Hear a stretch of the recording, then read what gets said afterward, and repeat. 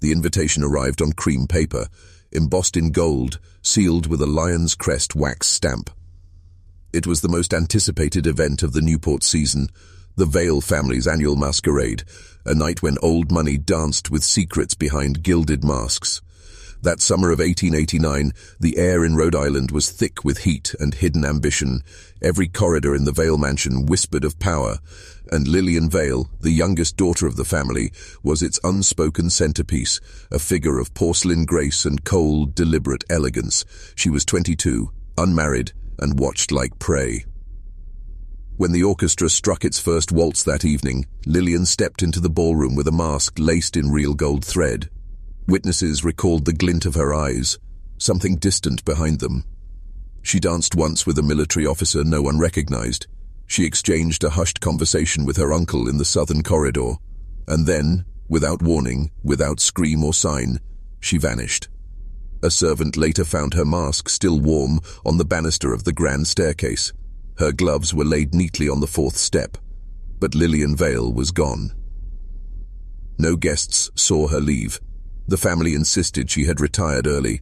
The staff said otherwise, and by dawn the rumors had already begun, of scandal, of debt, of madness. The Vale estate locked its gates by morning. No police were called, no public statements were made. It was as if the entire family intended to erase her. But a week later, one guest, a priest from the Boston diocese, broke silence. He said she had come to him, barefoot and bleeding, hours after the party. She begged him for sanctuary, claiming she was being hunted. The church transferred him the next day, and no one ever heard from him again. Behind Newport's mansions, tunnels once used by smugglers and escaped slaves crisscrossed the soil. Some claimed Lillian had fled into them. Others whispered that a private doctor, once linked to occult experiments in Vienna, was brought to the Vale house in secret that same week. No records of his departure exist. The masked man she danced with was never identified. His name never appeared on the guest list. Some believed he was never meant to. But there was one detail that could not be dismissed: the mask.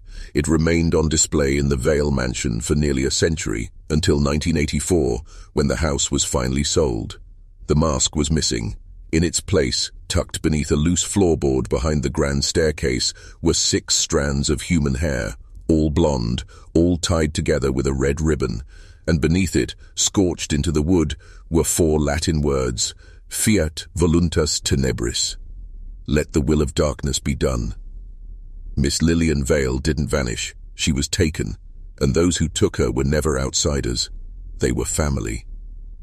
By the 3rd week of Lillian's disappearance, the walls of the Vale mansion had fallen into a strange, uncomfortable silence. Her name was no longer spoken aloud, not by the staff, not by her brothers, and not by her mother, Margaret Vale, who had once boasted that Lillian would be the one to elevate the family above the rest. It was as if she had never existed. Her portraits were removed, her belongings boxed and sent to an unlisted warehouse on the edge of town. The newspaper society columns, once dripping with praise for her fashion and etiquette, ran nothing. Not a single line. It wasn't just there were whispers of foreign agents arriving by night, always at the cliffside dock behind the estate, but after Lillian disappeared, those visits increased.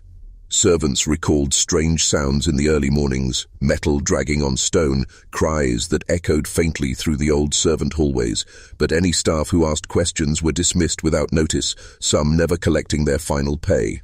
One maid, Esther Collins, was seen sobbing outside the church rectory days after being let go. "She's in the walls," she told the priest, her hands shaking. "They put her where the voices go." Her body was found weeks later on Goat Island, drowned in 3 feet of water. Her hands had been bound in prayer. The Newport elite began to whisper too, though only in private. They had all attended the masquerade. They had all seen Lillian that night, and they all had something to protect. Generational secrets, scandals buried just deep enough to be denied. Some claimed they received anonymous letters after the party, each one sealed in red wax with the Vale lion crest, each containing only one sentence: "You saw nothing, say nothing." The threat wasn't direct. It didn't need to be. Everyone knew what happened to those who broke from the fold. There was one exception: Henry Alcott, a Harvard professor and distant cousin of the Vales, who had been vacationing in Newport that summer. He became obsessed with the case. In his journal, later found in a sealed attic trunk, he wrote of a family pact older than the town itself, a rite performed every 30 years, always during the masquerade. He believed Lillian had uncovered the truth, and that her punishment had been ceremonial. But Henry's research came to an abrupt end in November of that year. He was found on the rocks below the cliff walk, skull-crushed, as if by deliberate force. His death was ruled an accident. The journal vanished, but a single page survived, torn, crumpled, and smudged with dried salt water. On it, scrawled in frantic ink, were the words, "They wear masks not to hide, but to reveal who they really are." There was a room on the second floor of the Vale mansion that no one spoke of, not because it was unknown, but because it was understood. In families like the Vales, wealth doesn't just build houses, it constructs silences. This room, sealed with an iron lock shaped like a serpent, had once been Lillian's private dressing room, her sanctuary, her cage. When guests toured the home, the door was always closed. If anyone asked, the staff would say it was under renovation, but inside, nothing had been touched in decades. The furniture was still dusted, the candle wicks were trimmed, the curtains, once ivory, had yellowed with age and time, but they remained drawn. Most unsettling of all, however, was the mirror. It stood over 7 feet tall, framed in blackened walnut carved with motifs of Roman gods and wolves. It had been a gift from an anonymous French nobleman after Lillian's debutante season. According to archived letters, she was terrified of it. In a note to her cousin, she wrote, "It does not show what is in front of it. It shows what should have never been." Servants reported catching glimpses of her speaking to her reflection, whispering secrets she dared not say aloud. One maid swore she saw the mirror fog up with breath, though the room was cold. Another claimed Lillian covered it with a black cloth every night before bed, until one night the cloth was found on the floor and Lillian was found weeping on the staircase. After her disappearance, the room was sealed, but in 1921, when the estate changed hands during the auction of family assets, a contractor named Elias de Graw was assigned to survey the house. His report was never made public. No dust, no decay, and the mirror, immaculate, clean, yet he could not see his reflection. What he did see was a figure, female, in white, with a gold-laced mask standing behind him. He turned, but the room was empty. Elias left Newport the following day and never returned. He wrote only one final note before his death in 1932. "She is trapped in the glass, not buried, not gone, trapped." In 1958, the mirror was removed by order of the estate's trust and transported to a private collection in Boston. The historian who arranged the transfer, a woman named Madeline Bishop, died under mysterious circumstances 2 weeks later, her skull shattered against her own bathroom sink. There were no signs of forced entry, but her husband testified that before her death, she had become obsessed with an unseen voice that came from behind the silver. To this day, the mirror's location remains unknown. The last photograph taken of it, now held in an archival vault in Providence, shows something else entirely. Reflected in the glass is not a room, but a stone staircase descending into blackness.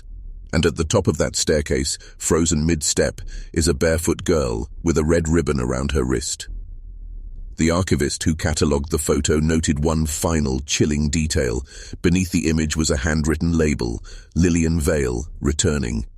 The ballroom was the heart of the Vale mansion, an opulent cathedral of wealth, polished oak floors, stretching beneath a ceiling painted with cherubs and constellations. For nearly 50 years, it hosted the most powerful families in America, but after Lillian vanished, no ball was ever held there again. The chandeliers remained, the velvet curtains were never taken down, and the floor was left untouched, until 1903, when workers were contracted to replace the warped wood after a harsh winter storm flooded the southern wing.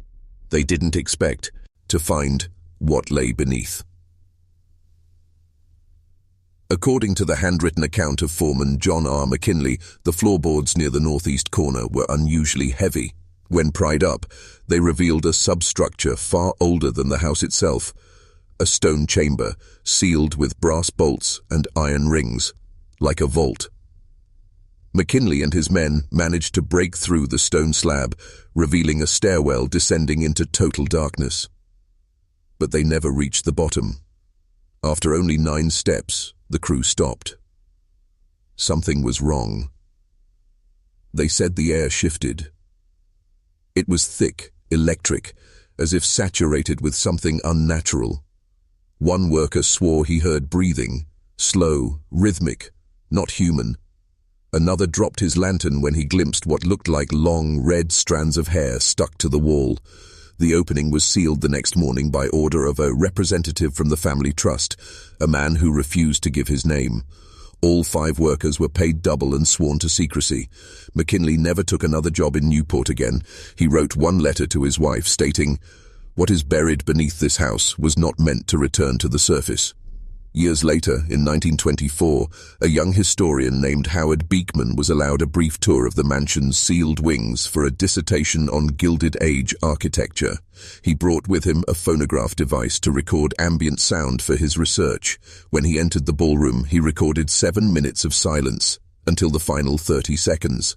There, beneath the static, a voice emerges, weak, female, whispering the same phrase over and over again, "Let me out."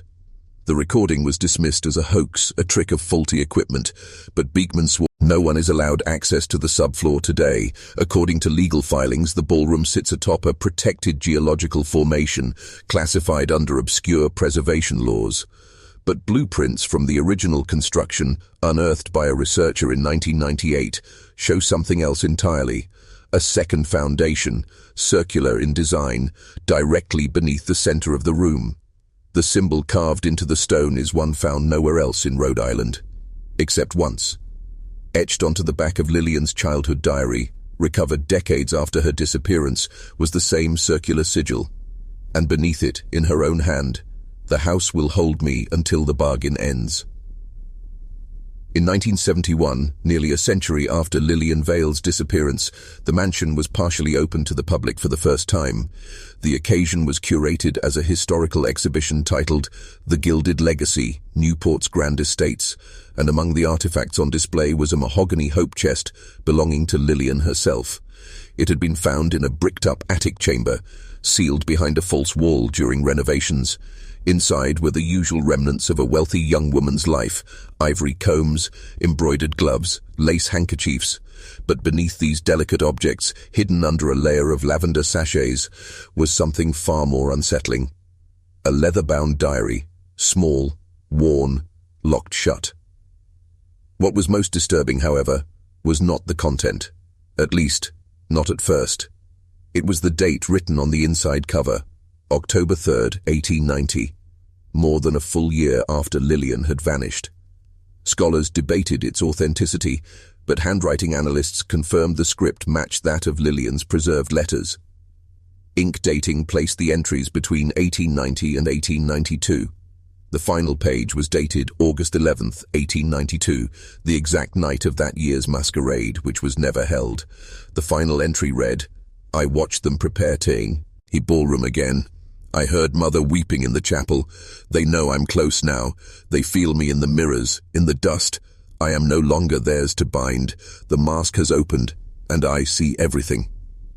Most disturbing were the pages prior, documenting her descent into something between revelation and madness. She described waking up underground, wrapped in salt and shadow. She mentioned faces without eyes, smiling from behind the walls. She spoke of a pact, something struck not by her but for her, a bargain made by a man in red robes in exchange for a name, her name. The diary detailed rituals performed in the house's lower sanctum, descriptions of symbols burned into the floor, a chair bound in iron rings. She claimed her uncle Marcus Vale led these gatherings, that he recited verses in Latin and marked her forehead with ash, that he was afraid of her because she remembered, because she had broken the circle.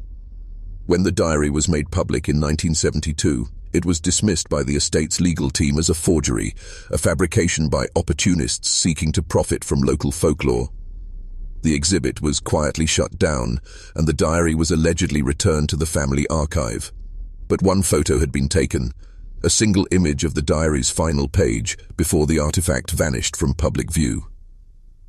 In the corner of that page, in a different hand than the rest of the writing, a second message had been added. Smaller, fainter, as if written in haste. Do not open the mirror. Below it, barely visible in the image, was the outline of something burned into the paper. Deep within the original architectural plans of the Vale mansion lies a disturbing omission. The blueprints, housed in the Newport Historical Society, show 4 bedrooms on the 3rd floor, but in 1993, during a brief structural inspection after hurricane damage, a surveyor named Caleb Wright discovered something else, a room with no listed entrance, no number, no name. It was behind a false wall, disguised with seamless molding, the kind designed to mislead. When Caleb and his assistant broke through the plaster, they entered a narrow corridor lined with faded crimson wallpaper. The air was stale, hot, and at the end of the hall, a single wooden door stood shut. The brass doorknob was cold to the touch, though the rest of the room was stifling. Inside, they found what came to be known as the Red Room. The walls were drenched in velvet, floor to ceiling, no windows, no furniture, no ventilation. Just a chair, small, wooden, childlike, placed in the dead center of the room beneath a strange iron hook protruding from the ceiling. On the floor beneath the chair was a black stain, round and irregular. The walls, though soft, had claw marks, hundreds, dug deep beneath the fabric as if someone had tried to escape. Some scratches were long, some were frenzied, some formed patterns, even symbols. One repeated 5 times, a mask drawn in 4 strokes, and on the far wall, stitched directly into the velvet in golden thread, were the initials LV. When Caleb reported the room to local officials, the Vale estate denied its existence. Days later, his assistant disappeared. No police report was filed. The Vale family cemetery was unlike any other in Newport. Hidden behind a wrought iron gate and a veil of overgrowth, it wasn't open to the public, not even during estate tours. While most of the elite buried their dead in marble cemeteries overlooking the sea, the Vales kept theirs close, beneath the garden maze behind the western hedge wall. It was known as the Garden Crypt, and even among the townspeople its existence was treated like a myth. Until 1967. That year, a severe nor'easter caused soil erosion across the Vale property, revealing an arched stone structure beneath the collapsed hedge. Workers sent to clear the debris uncovered a set of moss-covered stairs descending into a burial chamber. What they found inside was never officially reported, but one of them, William Kerrigan, spoke to a local journalist before vanishing 2 weeks later. He claimed the crypt was not a place of rest, but a place of storage. It's not where they bury the dead, he said. It's where they hide the living. Kerrigan described 5 tombs. 4 bore names from the Vale bloodline: Elijah, Margaret, Marcus, and Edwin. But the 5th tomb had no inscription, no date, just a bronze mask mounted on its face, ornate, feminine, with fine engravings along the edges. When the workers tried to move the tomb lid, it wouldn't budge. It was as if it had fused with the stone beneath. One man reportedly cut his hand on the mask while trying to remove it. The wound festered. He died of infection days later, and his body was never released to his family. After the discovery, the estate ordered the entire garden maze sealed off. The entrance was buried, and a false retaining wall was constructed to make the slope appear natural.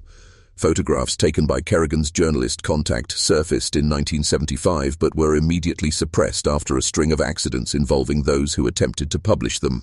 One editor claimed the images changed every time they were developed. In the final set, the mask on the unmarked tomb appeared to be smiling. In 1999, a local folklore researcher, Diane Russell, attempted to investigate the garden crypt for a documentary. She obtained a drone scan of the grounds and identified a heat signature, faint but present, directly beneath the 5th tomb. Her notes described the reading as irregular but consistent, as if something deep underground was exhaling. Diane died of a brain aneurysm 3 days after filming. Her footage was never aired, but a transcript of her final interview survives. In it, she said something strange, something out of place. Set at the far end of the Vale estate grounds, partially swallowed by thyme and ivy, stands the small stone chapel, built in 1874 as a gift from Edwin Vale to his wife Margaret after the death of their firstborn.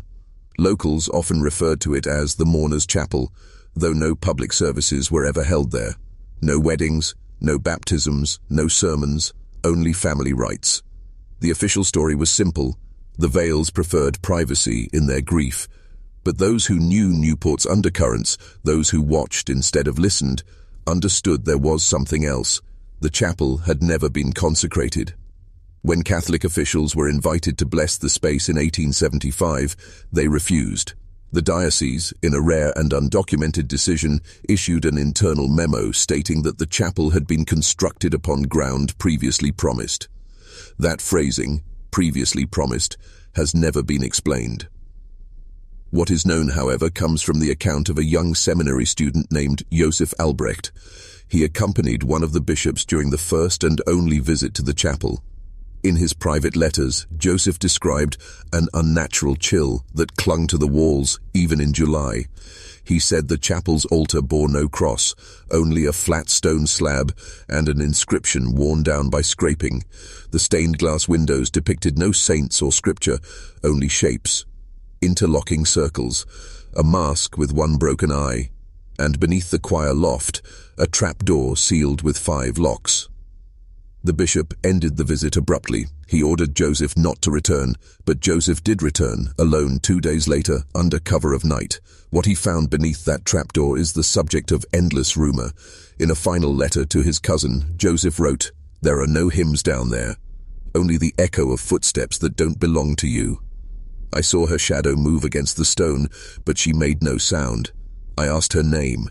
She said, 'You already know it.'" Joseph was found hanging from the chapel bell tower that same week.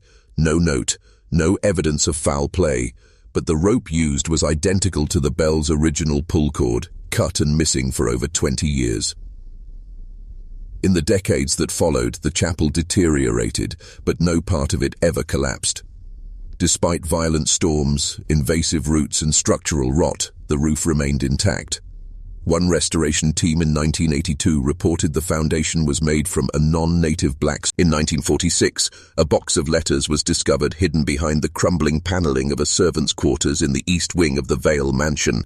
The room had been untouched for nearly 50 years, locked after the mysterious disappearance of a housemaid named Clara Winthrop in 1891, just 2 years after Lillian Vale vanished. No one had dared open the space until a group of architecture students from Providence were granted temporary research access after the war. They expected dust and old linens. What they found was a locked writing desk, its drawers warped shut with age and moisture. But behind the desk, in a cavity between the walls wrapped in oilcloth, were 19 sealed letters, all addressed to the same person. Miss Lillian Vale. The handwriting was feminine, rushed, untrained. Some letters were tear-stained, some had lines crossed out with such force the paper tore, and each one ended with the same signature, Clara. Only 3 letters were intact enough to be fully transcribed. The rest were so damaged they had to be handled with surgical gloves and ultraviolet light. What they reveal is nothing short of staggering. The letters describe Lillian's behavior in the months leading up to her disappearance, episodes of disassociation, insomnia, visions. Clara writes of hearing Lillian speak in a language that chilled the glass, and finding her one night in the crypt garden, barefoot, digging with her hands. But more disturbing than the visions were the rituals. Clara, under threat of being dismissed, was ordered to prepare the Red Room every month during the dark moon. She describes lighting candles shaped like human limbs, drawing symbols on the velvet walls with chalk soaked in bone ash, and preparing the chair for Lillian, always the chair. In one letter she writes, "She doesn't struggle anymore. She sits there humming. She says she remembers the mask now, not as a thing she wore, but as a door her family made her walk through." The final letter, dated exactly 1 week after Lillian disappeared, was never sealed. It reads like a confession. Clara claims she was instructed by Margaret Vale, Lillian's own mother, to burn the diary, remove all of Lillian's portraits, and tell the staff she had eloped. But Clara couldn't follow through. She writes, "I saw her in the glass, Margaret. She looked at me, and I swear to God she mouthed my name. If she comes back, she will not come back kind. She will not come back human." That letter was dated July 4th, 1889. Clara vanished on July the 7th. Her body, the melody is unlike any known lullaby. Disjointed, circular, almost unfinished. Ethnomusicologists who analyzed recordings of the tune could not identify its origin, but several noted the scale structure mirrored patterns used in 17th century ritual invocations, specifically from early French occult societies who believed certain melodies could bend the will of stone and breath. The first formal recording was made in 1957 by Arthur Bellman, a historian staying in the mansion under a grant from Brown University. He placed a tape recorder in the room and left it running overnight. The tape survived, and on it, at exactly 3:09 a.m., the box begins to play. There are no footsteps, no creaking floorboards, just sudden music. At the 47-second mark, there is something else. A faint voice layered under the chime, high-pitched, whispering, repeating 3 syllables again and again. Lillian. When Bellman played the recording for his supervisor, the man reportedly vomited. He later resigned from the university and left Rhode Island permanently. Bellman kept the original tape in a locked cabinet until his death in 1982. In his will, he instructed that it be destroyed, but it wasn't. In 2003, a private collector in Massachusetts acquired it from an anonymous estate sale. He played the tape once, then sent it sealed in a lead-lined box to a seminary in Italy with a one-line letter enclosed. She is still learning how to speak. Those who've encountered the box in person describe strange phenomena: hair rising, temperature dropping, the sense of being watched from under the furniture. One woman, a historian cataloguing the room for a private archive, claimed she saw her own reflection in the box's mirrored lid, except her mouth was missing. She never returned to the house. But perhaps the most chilling detail comes from the box's underside. In tiny script, etched into the porcelain with a needle.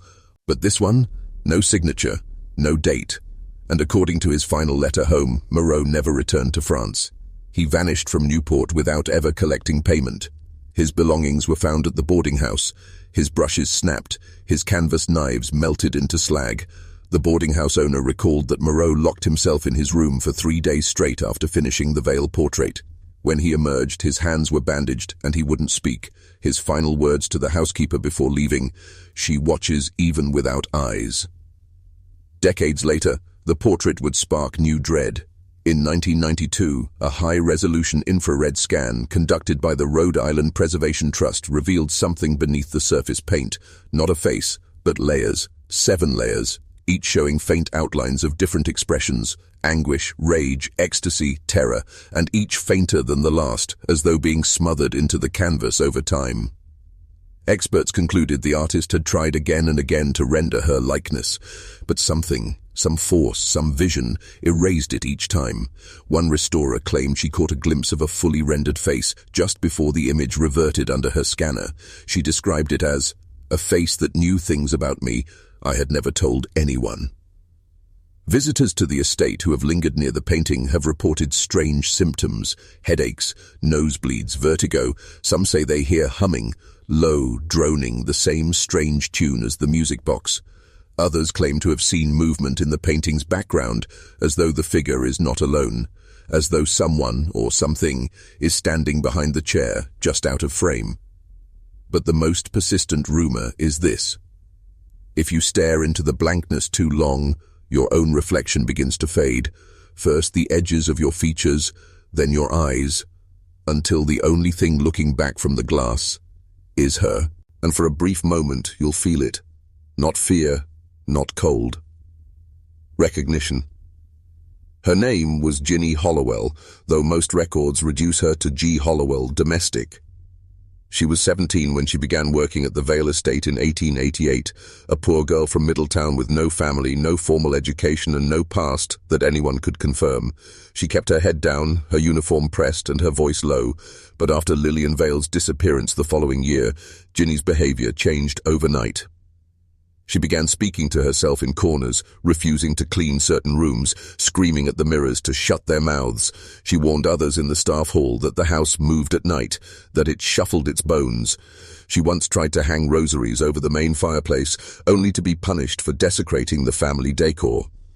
Then, in November of 1889, barely 3 months after Lillian vanished, Ginny was caught attempting to set fire to the east wing.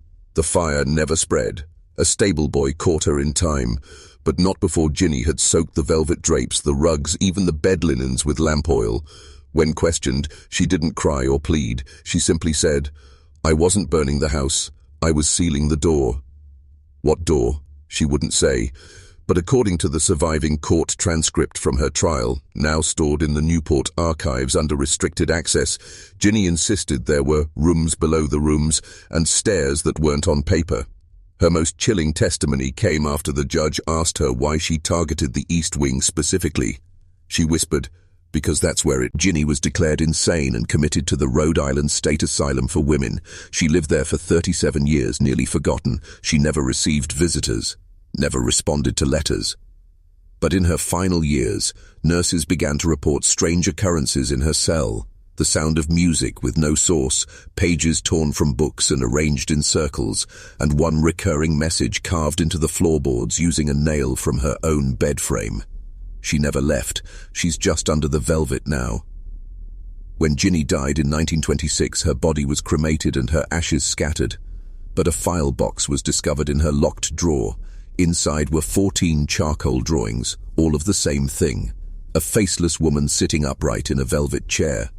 Except in the final drawing, the woman is standing, and the chair is empty.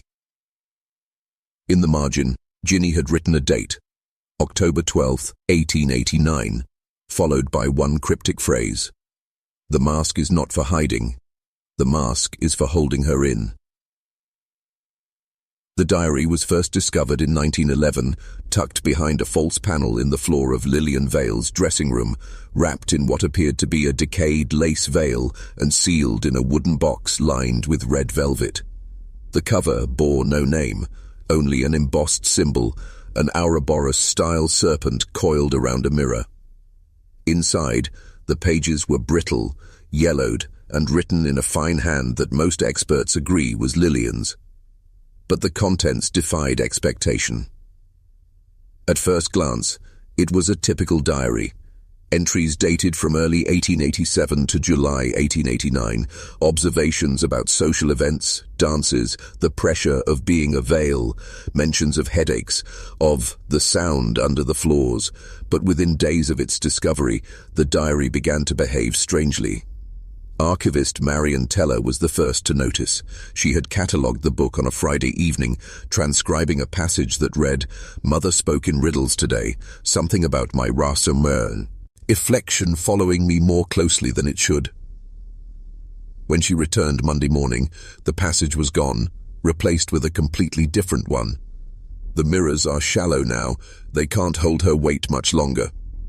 Teller, thinking she had made a mistake, double-checked her notes. She hadn't. The entry had changed. This wasn't a one-time phenomenon. Over the next month, multiple archivists documented the same shifting behavior, pages rewriting themselves overnight, entries vanishing or replacing others. Entire paragraphs would rearrange, dates would slide backward, and sometimes the ink would bleed upward through the page as if something beneath the paper was trying to crawl out.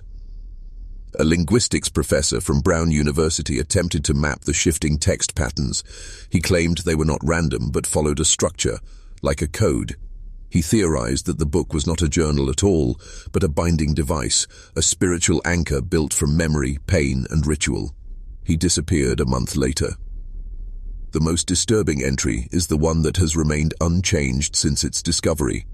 It appears near the center of the book, scrawled in a much more frantic hand than the others. "I can no longer tell if these are my thoughts or hers. She's in the walls, in the keys. She smiles when I cry. The mask is cracking. It lets sound in now." Today, the diary is housed in a sealed vault beneath the Newport Historical Society, viewable only by appointment and under supervision. Visitors are required to sign a waiver, not because of danger, but because, as one staff member puts it, For decades, guests in the Vale Estates parlour admired the gilded mirror mounted above the grand fireplace, a Baroque relic imported from Florence in 1781. It measured nearly 7 feet high, its ornate gold frame carved with serpents, laurel leaves, and a woman's face with closed eyes. Most assumed it was purely decorative, but on April 7, 1952, a preservationist working on the estate's crumbling interior made a stunning discovery. The mirror was not a mirror at all, but a door. The revelation came accidentally. While replacing damaged plaster behind the mantel, a young assistant knocked against the mirror's edge. It shifted, clicked, and slowly swung open to reveal a narrow passage, pitch black, lined with damp brick and thick with a metallic smell. At the end of the corridor was a hidden room, roughly 8 by 10 feet, with no windows, no furniture, just a single velvet armchair facing a wall of cracked ceramic tile. The tiles were not original to the house, they were newer, stamped on the back with an unfamiliar manufacturer's mark no historian could trace. Each tile was etched with strange, swirling symbols, not words, not numbers, but something that felt closer to language than anything that should exist in silence. In the center of the tiled wall was a mask. The mask. Gold-plated, expressionless, bolted into the stone as if crucified. But the most disturbing thing wasn't the mask's design. It was the impression that someone had worn it, recently. Sweat had left streaks. The bolts were stained dark. One was loose, as if something had strained against it from the inside. Also in the room were deep gouges in the floor, as if furniture had once been dragged in and violently removed. In the dust, the team found dozens of fingernail fragments, some broken, some nearly intact, buried into the wood grain as if clawed downward in panic. A single word had been carved into the stone near the floor, repeated 7 times over and over, as though the carver had run out of language. Stay. No one could confirm how long the room had been sealed. No records mention it. No architectural diagrams suggest it ever existed. And yet when a series of cold case detectives examined the chamber in 1961, they noted something chilling. The chair, its fabric, its fibers, its indentations, had all the markers of a seat frequently used. The dust was disturbed. The impressions in the cushion were fresh. And beside the chair, half sunk into the creaking floorboard, was a single human tooth. Not fossilized, not old, still warm. When the mask was removed for forensic analysis, the wall behind it began to seep water, not moisture, water. Cold and black with a faint perfumed scent, the same perfume worn by Miss Lillian Vale. The leak has never stopped. To this day, beneath layers of stone and forgotten time, the masked wall still weeps, and those who listen closely have claimed that in the silence between drips, they hear breathing. Dr. Silas Whitcomb was the Vale family's private physician for over 20 years. A man of prestige and discretion, he tended to Lillian from childhood through her final weeks. Tall, thin, and obsessively formal, Whitcomb was known throughout Newport for 2 things. His reluctance. It was long rumored among servants and neighbors that Lillian suffered from fainting spells, unexplained bruising, and a terrifying tendency to speak in foreign tongues during her sleep, languages she was never taught. But Dr. Whitcomb's private journals go further. They describe nights when Lillian would go missing from her room entirely, only to be found hours later in the cellar, barefoot, eyes open but unseeing, whispering to the wall. According to the journal entry dated August 12, 1889, she had clawed something into the stone. I am not the first. She has warned others. That same summer, Dr. Whitcomb stopped writing in his medical ledger. Instead, he began filling notebooks with diagrams, most of them anatomical, but warped. Extra ribs, a doubled heart, a jaw that opened the wrong way. In one, labeled Host Structure LV, Subject 3, he sketched a fetus with no face and fingers twice as long as normal. Some believe Whitcomb attempted a ritual extraction, an effort to remove whatever force was nested inside Lillian, a binding or banishment, but the final entries hint at his failure. It does not want out, it wants in, it wants permanence. In late October 1889, just 3 weeks after Lillian's disappearance, Whitcomb disappeared as well. No resignation, no carriage, no farewell. His belongings were found in perfect order, except for one thing. On his bedroom floor, arranged in a spiral, were every surgical instrument he ever owned. Each was bent inward, warped as though softened by heat. In the center, a single note scrawled on medical parchment. She cannot be cured, only kept. Whitcomb's body was never found, but in 1978, during renovations of his former home, workers found a skeleton bricked inside a wall beneath the stairwell. It had no jaw, no left hand, and pinned to the chest with a golden scalpel was a faded ribbon from the Vale estate. Though coroner's final notes described the skeleton's position as unnatural, as if twisted mid-scream. Yet what disturbed the team most was not the remains themselves, but the message carved behind the plaster. I gave her the mask, but it only bought us time. Hanging in the East Gallery of the Newport Museum of Private American Estates is a framed oil portrait once believed lost to fire.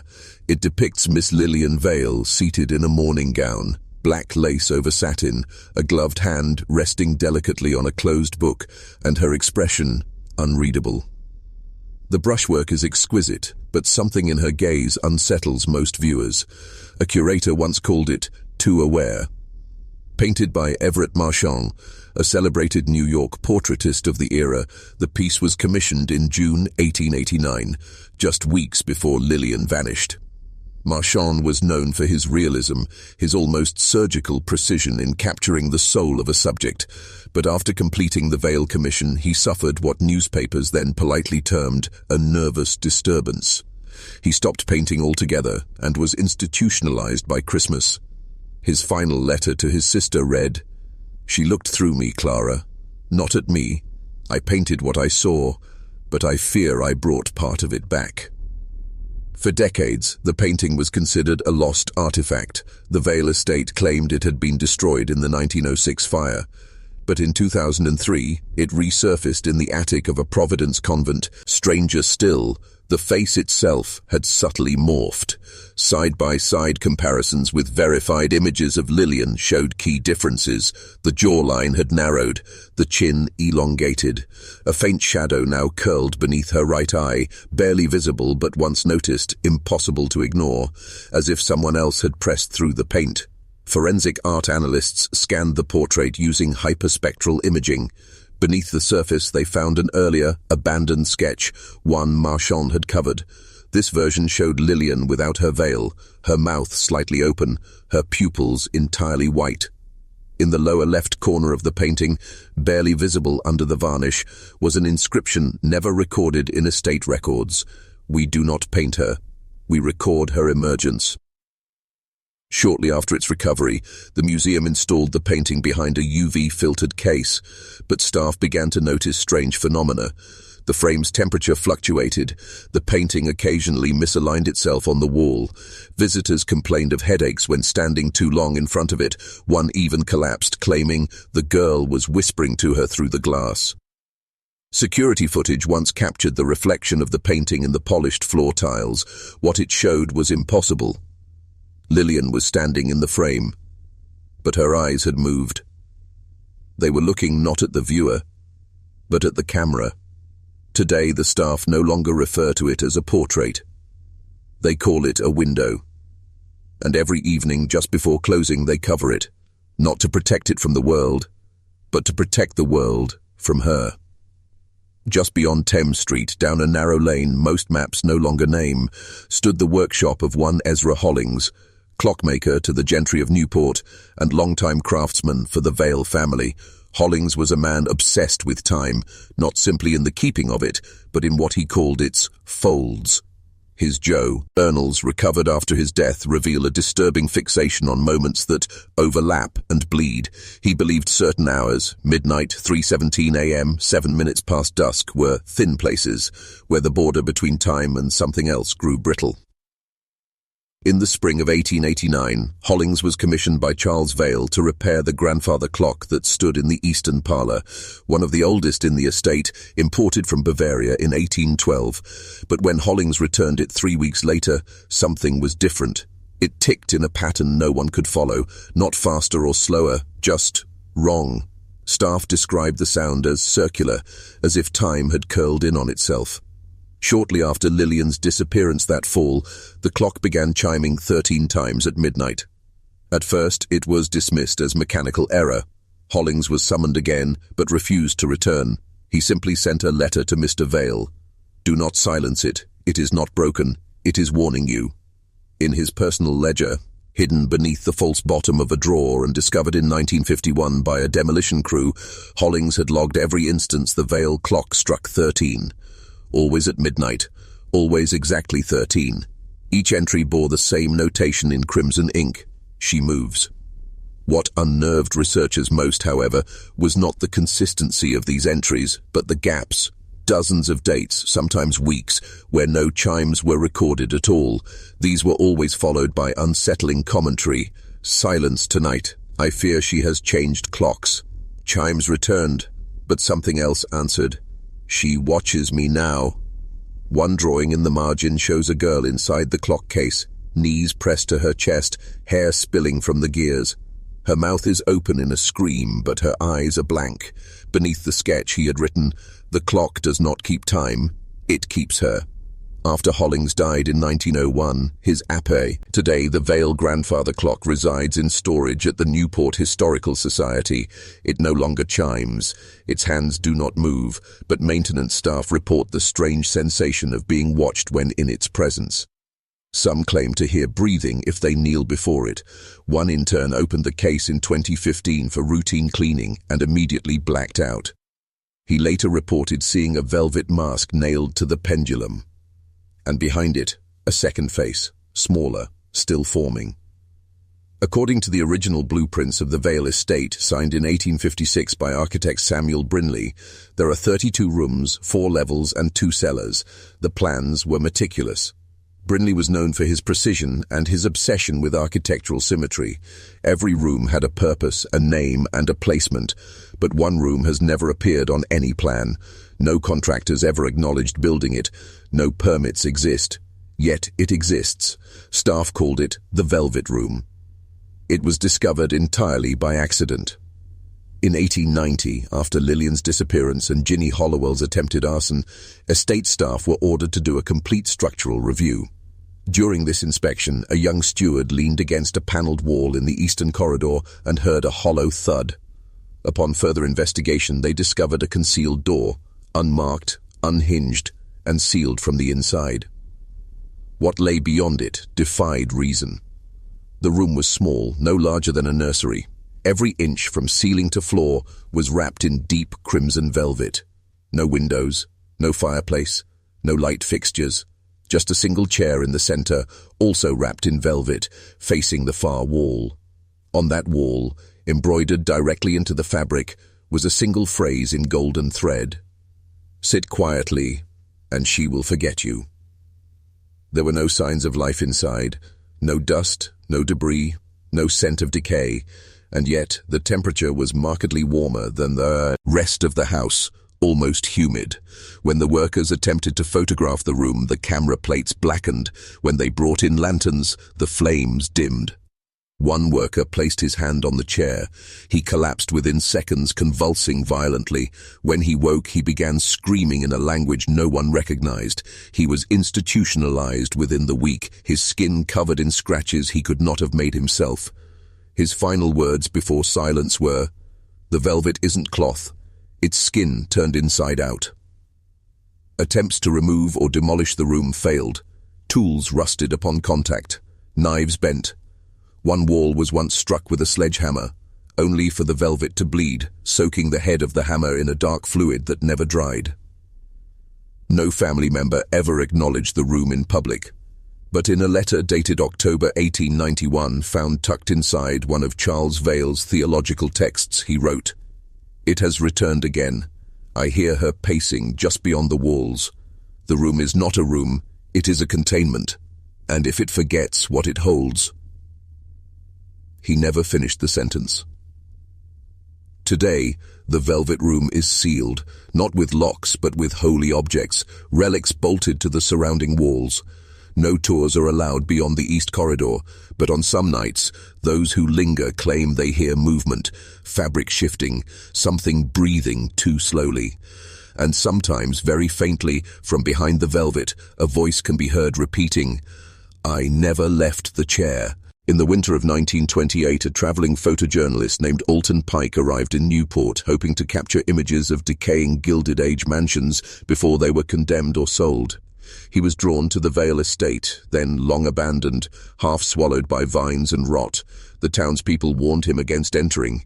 They said the house had moods, that its air shifted, that light moved inside where no light should.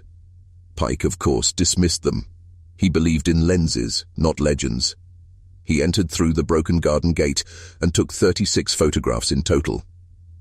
When he developed the negatives, 5 stood out. Not for what they contained, but for what they defied. These 5 images, now archived in the Library of the Unexplained in Providence, display impossibilities. The first photograph shows the main staircase, but every baluster is bent outward, as if something enormous had ascended from below and forced the wood apart with heat or force. No such damage existed when Pike entered.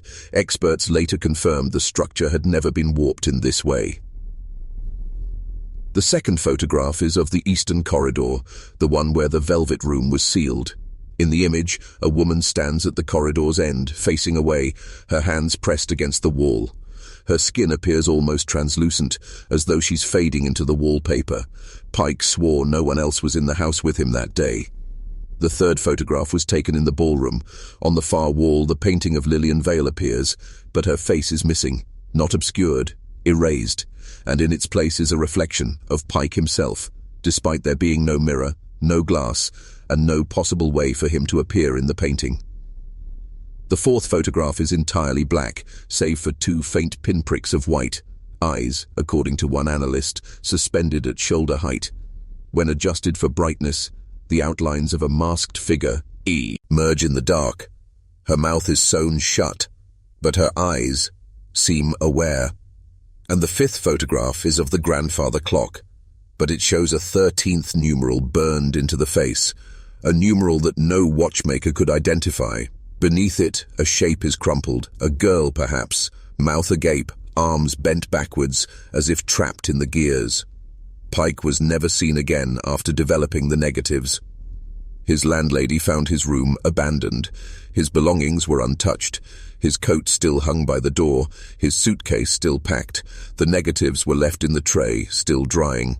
On the wall above his desk was scrawled a single word, scratched in with the jagged edge of a broken lens. Lillian. For years afterward, those who handled the 5 photographs reported night terrors, sudden nosebleeds, and dreams of being watched by someone just outside the frame. In 1973, an archivist attempted to destroy the images. His hands blistered before contact. He went blind in one eye within the hour. The photos remain preserved in a sealed container, housed in climate control, never exposed to direct light. Yet sometimes curators say new faces appear faintly in the glass. Reflections no one recognizes, looking not out, but in. In 1892, almost 3 years after Miss Lillian Vale's disappearance, a single leather-bound score was delivered anonymously to the Newport Music Society. No return address, no cover page, just a heavy sheaf of hand-inked music written in an impossible blend of French, Latin, and a language no scholar could fully identify. Its title scrawled across the first page in red ink read, La Masque Dorée, the Gilded Mask. The music was exquisite, unearthly, some said. An unnatural harmony threaded through each act, as if the composer had bent known tonality into something older than tradition. The orchestration was beyond what any late 19th century ensemble could perform without extensive practice, yet the music haunted the minds of those who read it. Several members of the society attempted to decode the piece, believing it to be an allegorical opera about a woman trapped between 2 worlds. But deeper analysis revealed a disturbing truth. Each act mirrored events from the Vale estate, with impossible accuracy. The first act described a girl of wealth and blooded sorrow lured into a room beneath the red skin of the house. The second act referred to a velvet tongue that whispers backward, and a grandmother whose face is a mirror turned away. The final act simply ends with a scream written in notation so high it exceeded the known vocal range of any human singer. There were no composer credits, no signature, no dedications, just a footnote in Latin reading Cantata Mortuorum, Vox Tenetur sub pelle, a song for the dead, her voice is held beneath the skin. The society voted to shelve the opera, but 2 years later, a small private performance was held behind closed doors, no audience, only musicians, and a single mezzo-soprano named Beatrice Loon. The rehearsal began at 9 p.m. By 9:43, it had stopped abruptly. Witnesses said Beatrice froze on stage during the second aria, eyes wide, mouthing something silently. Then she dropped to her knees and began clawing at her own throat. She never sang again. After that night, 4 musicians reported losing time, up to 6 hours, unaccounted for. One violinist claimed he awoke inside his own cello case. The conductor developed lesions on his palms shaped like musical notes. The cellist refused to speak of the performance at all, except T. Mutter, "It wasn't music, it was memory trying to escape." The score was seized by the society and hidden, but in 1948 it was rediscovered during renovations. This time, it was missing nearly all of the third act. In its place was a single sheet of parchment, burned along the edges, with one phrase written in the same red ink as the title. She wore the mask so her scream would echo through centuries.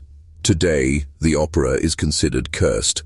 Modern musicians who attempt to play fragments report nausea, vertigo, and an overwhelming sensation of being watched from within the sheet music itself. And still, some believe that if La Masque Dorée is ever performed in full, it will not summon applause, but her. Because, as one hidden verse whispers beneath the staff lines, she is waiting for her voice to be heard again. Among the most whispered legends of the Vale estate is that of the Mirror Corridor, a narrow hallway tucked behind the servant quarters, lined with 12 ornate floor-to-ceiling mirrors. It never appeared on any of the estate's original blueprints, nor was it mentioned in architectural records or inspection logs. Yet numerous caretakers, visitors, and intruders over the decades reported stumbling into it, and never quite the same afterward. The mirrors were mismatched, Gothic, Baroque, Victorian, even one that appeared older than the Renaissance itself. Each was said to reflect differently, not just in angle or lighting, but in time. Observers claimed to see Lillian Vale moving within them, not as a ghostly figure, but as a living girl. She was often seen in different stages of life, as a child brushing her doll's hair, as a teenager dancing in a crimson gown, as a young woman face pressed to the glass, mouthing silent pleas to be let out. But the most disturbing reflection repeated in several accounts was that of 2 Lillians. One stood composed, still, elegant, exactly as she looked in her final public portrait. The other, her twin in form but not in spirit, moved unnaturally, smiled too widely, and wore a mask that seemed fused to her face. This second Lillian never blinked. She simply stared from the mirror, even when the room was empty, even when the lights were off. In 1907, a young maid named Nora Clemens vanished inside the estate while cleaning after a rare public viewing. Witnesses say they last saw her walking toward the servants' staircase, carrying fresh linens. She was never seen again. But 2 days later, another maid screamed while walking past the corridor. Nora's face appeared behind one of the mirrors, not aged, not ghostly, but current. Her hands were pressed to the glass and her mouth was open in a frozen scream. Some said she appeared to be pulling her own reflection away from the surface, as if trying to switch places. In later years, when Lillian's belongings were quietly sold off in estate auctions, one of the mirrors found its way into the home of a Massachusetts collector. Within months, the man's wife was committed for repeatedly claiming she was trapped behind the glass. The mirror was returned anonymously, shattered at the corners. Folklore researchers speculate that the mirror corridor wasn't built to reflect vanity or wealth, but to contain something, a fracture between identities, a rift between the real and the replaced, that perhaps the Lillian who disappeared was not the Lillian who returned, because one theory, spoken only in hushed tones by those who've studied the estate in person, is this. Lillian Vale was not taken by something, she traded places with it, and now one walks freely through history, masked and composed, while the other watches, forever behind the glass, waiting for someone, anyone, to see her scream. It wasn't supposed to be found. That much was clear.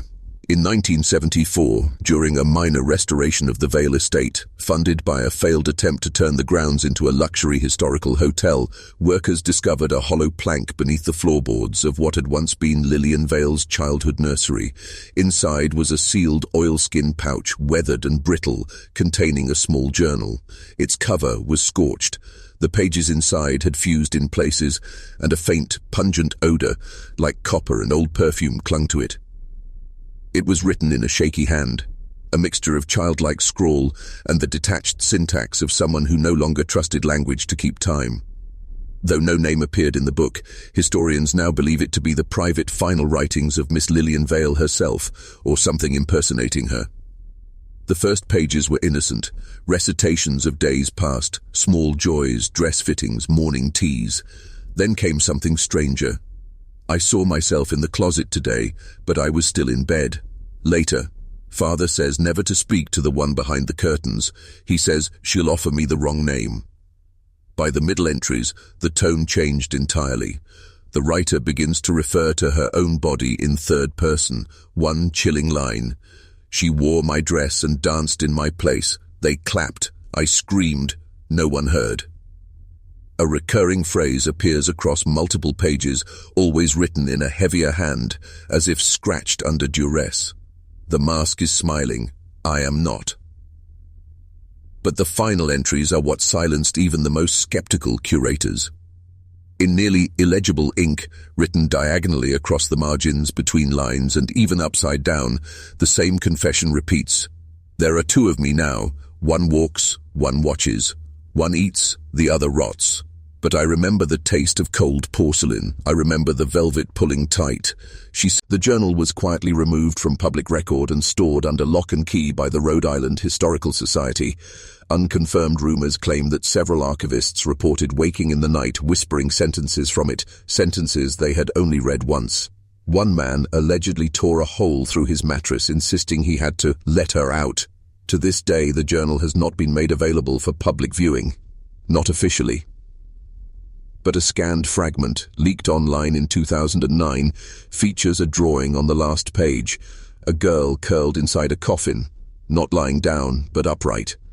Her face is blank, her hands claw the lid, and beneath it, written in blood-colored ink, the mask is heavier than death, but she wears it so well. By the late 1890s, nearly a decade after Lillian Vale's disappearance, her legend had taken root in artistic circles, not just as gossip, but as obsession. Painters, composers, and poets across Europe and America became entranced with the mystery of the vanished socialite, many claiming visions or dreams in which she appeared to them cloaked in gold or blood. Among them was a Parisian portraitist named Marcel Duclerc, who arrived in Newport in 1898, claiming he had been summoned by a woman in white gloves and a mask of mirrors. He insisted that she had appeared in his atelier, silent and glowing, then vanished, but not before whispering, "Paint what you see when you forget your eyes." Duclerc was given access to the Vale estate for a single evening. What transpired during those hours is unknown, but neighbors reported seeing every lamp on the third floor flicker to life at once, though the house had no known gas lines active at the time. Duclerc emerged just before dawn, white-haired and shaking, carrying a single rolled canvas. He would never speak of the visit again. The painting, later titled La Seconde Dame, the Second Lady, was immediately banned from public display. Those who viewed it privately described it as a large, hyper-realistic oil portrait of a woman seated in a velvet chair, her face concealed behind a gilded mask. But it wasn't the mask that disturbed viewers. It was her eyes, somehow visible through the impossible reflection, staring back with such depth that several claimed they were being watched from behind the paint. Gallery assistants who handled the portrait began reporting migraines, hallucinations, and nightmares in which they were trapped in a hallway lined with mirrors, unable to find an exit. One curator awoke with deep scratches on his arms, arranged in the shape of a mask. Another was found unconscious beside the painting. Both eardrums burst, with the word "écoute," listen, carved into his palm. When the painting was finally hidden away in a private French archive, it was placed under 24-hour surveillance. Yet the guards routinely insisted that the woman in the portrait shifted position, not in full view, but subtly, night by night. Her head would tilt a degree. A finger once moved from her lap to the edge of the chair. Her gown, once pulled at her feet, began to stretch outward, inch by inch, as though preparing to stand. Most chilling of all, however, was the claim from one archivist who swore he saw another figure, a second Lillian, begin to materialize in the reflection of the frame.